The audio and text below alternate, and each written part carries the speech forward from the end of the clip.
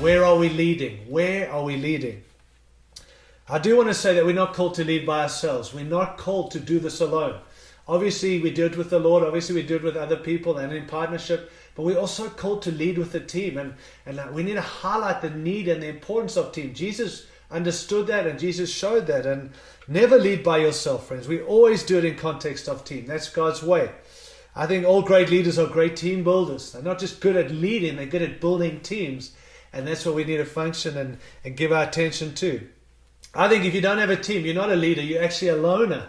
And that's a dangerous thing. And so make sure you're leading a team, building team, investing in people around us, and understanding the need for each other, and the need for accountability, and a need for strength in numbers, and a need for others carrying responsibility, and not trying to do it all by ourselves. We need to be intentional and consistent. We need to carry in our hearts, I believe, the mission of Jesus. I've often said that a good leader knows the way, shows the way, and goes the way. We need to know what we're being called to and know where we're going. We also need to show the way. Tell others and show them.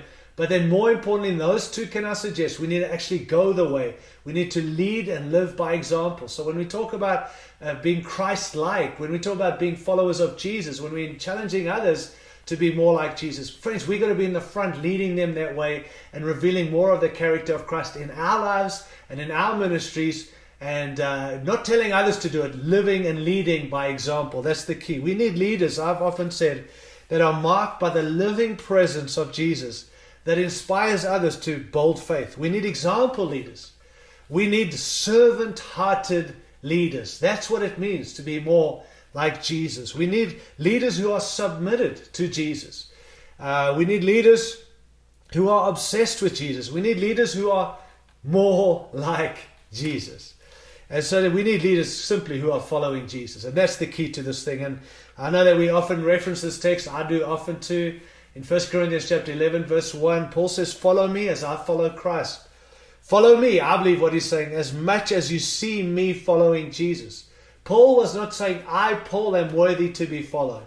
I believe what Paul was saying, I, Paul, a follower of Jesus, is worthy to be followed because of who I'm following. So the point, if I can suggest, is that we love to tell people, follow me as I follow Christ, or imitate me as I'm imitating Christ. And that's awesome and true, and it's a good statement. The point, though, is, are we truly following Christ? Because we shouldn't get people to follow us if we're not followers of Jesus. What makes us worthy of being followed is the one who we follow, and that is Jesus. And so it's a good truth for us to just be reminded of and understand. You know, I think it's a pretty audacious statement to say, follow me as I follow Jesus, or imitate me. It's a pretty audacious statement to be said. And I think for the average modern day church leader, it's really audacious. It presupposes that the things I spend my time doing, not just talking about, my time doing, if carefully imitated, would have a kingdom revealing effect.